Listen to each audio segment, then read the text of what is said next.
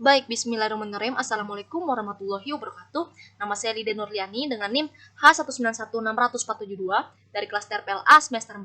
Di sini, saya akan menjelaskan tugas UTS yang sudah diberikan, yaitu tentang data flow diagram atau biasa disebut dengan DFD, mulai dari level 0, level 1, dan level 2 mengenai sistem penerimaan siswa baru. Nah, jadi untuk konsep utama dari sebuah sistem proses penerimaan siswa baru, biasanya konsep awal dari sistem tersebut ditempatkan di data flow diagram sistem level awal atau biasa disebut dengan DFD level 0. Nah, di sini untuk laporan data siswa baru, laporan data siswa diterima, laporan data siswa tidak diterima, dan laporan data siswa yang sudah mencabut berkas mereka akan dilaporkan kepada pihak admin utama atau biasa disebut dengan kepala sekolah untuk ditindaklanjuti mengenai informasi selanjutnya. Untuk laporan data siswa baru biasanya diambil dari data siswa baru yang mendaftar. Untuk laporan data siswa diterima, untuk memutuskan mereka diterima atau tidak, biasanya data tersebut diambil dari data prestasi. Begitu juga untuk laporan data siswa tidak diterima, biasanya juga diambil dari data prestasi. Data pencabutan biasanya untuk siswa yang tidak diterima atau mereka ingin pindah ke sekolah lain, biasanya harus dilaporkan data bahwasanya siswa tersebut akan mencabut data mereka, dan itu juga harus dilaporkan kepada pihak sekolah atau biasa kepala sekolah yang menerima berkas-berkas tersebut dan laporan-laporan tersebut. Untuk data registrasi siswa yang mendaftar dan siswa yang sudah diterima atau tidaknya biasanya harus dilaporkan dulu kepada pihak laporan data registrasi dan juga harus dilaporkan kepada pihak sekolah supaya pihak kepala sekolah juga mengetahui jika untuk menetapkan siswa yang sudah diterima atau siswa yang sudah mendaftar harus registrasi terlebih dahulu supaya dapat ditetapkan menjadi siswa dari sekolah tersebut. Nah, itu untuk DFD level 0. Untuk DFD level 1, proses update. DFD level 1 ini sama saja proses keseluruhan dari verifikasi user seperti login, dan mereka langsung memasuki tahap penerimaan, memasukkan data, berkas-berkas mereka, melakukan registrasi jika diterima dan melakukan pencabutan jika tidak diterima, dan laporan kepada Kepsek. Biasanya proses keseluruhan ini kita tempatkan di data flow diagram level 1. Saya akan menjelaskan satu persatu, mulai dari verifikasi user sampai laporan dari Kepsek.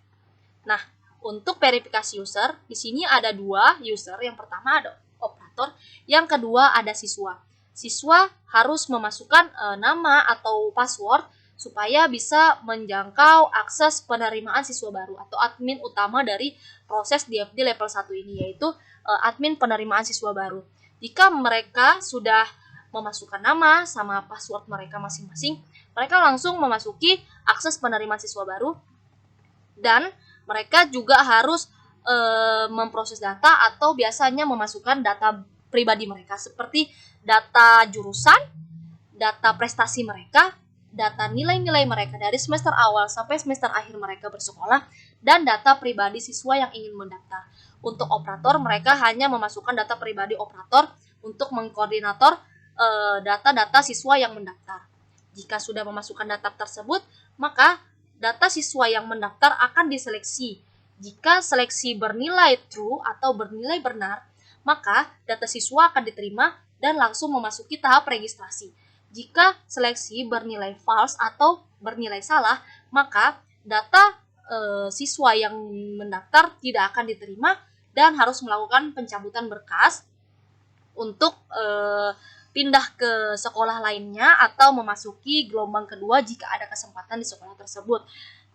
Untuk data siswa diterima, biasanya data seleksi akan dilempar kepada pihak admin utama, yaitu di admin penerimaan siswa baru. Jadi yang data dilempar dari seleksi yaitu ada dua. Yang pertama ada data siswa yang diterima itu dimasukkan ke dalam penerimaan siswa baru, dan yang kedua data seleksi mereka yang mendaftar juga dimasukkan ke dalam admin utama dari proses DFD level 1 ini. Nah, jika mereka sudah melakukan registrasi dan data juga sudah masuk ke admin utama, maka mereka yang sudah lolos dan atau mereka yang sudah diterima dari sekolah itu harus memasukkan data registrasi atau biasa disebut dengan daftar ulang untuk memastikan mereka menjadi siswa tetap di sekolah tersebut. Jika sudah memasuki tahap data registrasi, maka data registrasi siswa yang diterima akan dimasukkan menjadi laporan keseluruhan untuk dilaporkan kepada pihak kepala sekolah tersebut untuk ditindaklanjuti atau memberikan informasi selanjutnya mengenai sekolah mereka seperti apa dan harus memasuki tahap apa untuk siswa yang diterima.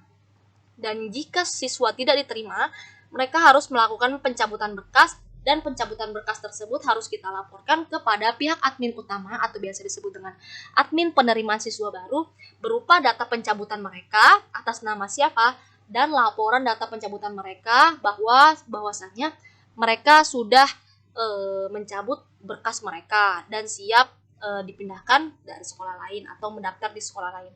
Jika mereka sudah melakukan pencabutan berkas, maka data pencabutan berkas mereka harus dilaporkan kepada pihak kepala sekolah untuk diberikan informasi selanjutnya apakah mereka masih mempunyai kesempatan kedua untuk mendaftar kembali atau tidak. Jika sudah data siswa diterima atau tidaknya sudah dilaporkan kepada pihak sekolah, maka siswa yang mendaftar atau operator yang mengkoordinasikan data siswa tersebut dapat logout atau keluar dari akun mereka dan kembali ke tahap awal yaitu login dari awal untuk siswa dan operator. Biasanya ini tidak usah dilakukan lagi karena mereka sudah pernah login. Jadi untuk informasi selanjutnya mungkin bisa diinformasikan lagi oleh Kepsek tersebut. Nah, untuk yang terakhir DFD level 2 yaitu laporan keseluruhan. Nah, untuk DFD level 2 ini yaitu cuman laporan keseluruhan dari admin utama penerimaan siswa baru bahwasanya data mereka boleh diupdate atau boleh dirubah atau ada penambahan data mereka jika ada kesalahan itu bisa dirubah. Caranya dengan siswa boleh mengambil data mereka untuk dirubah ke bagian update data siswa baru. Jika data siswa baru ini sudah diupdate atau sudah dirubah sebagaimana mestinya, maka data tersebut harus dilaporkan kembali dan harus dikembalikan kepada admin utama siswa baru.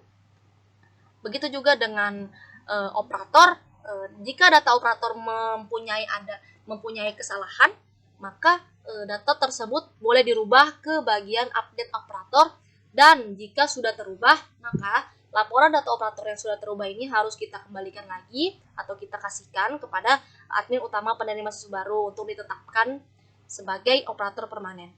Nah, begitu juga untuk update jurusan, update registrasi, dan update prestasi. Jika mereka ada kesalahan atau ada salah data dan adanya pengurangan data, maka itu bisa dirubah menjadi ke bagian update jurusan dan diambil data jurusannya dulu, diupdate. Jika sudah diupdate, maka laporan kita harus ke penerimaan siswa baru. Nah, dan untuk update registrasi juga sama, yaitu jika sudah mereka sudah bagus, data mereka sudah jelas, maka data registrasi akan ditetapkan menjadi registrasi permanen.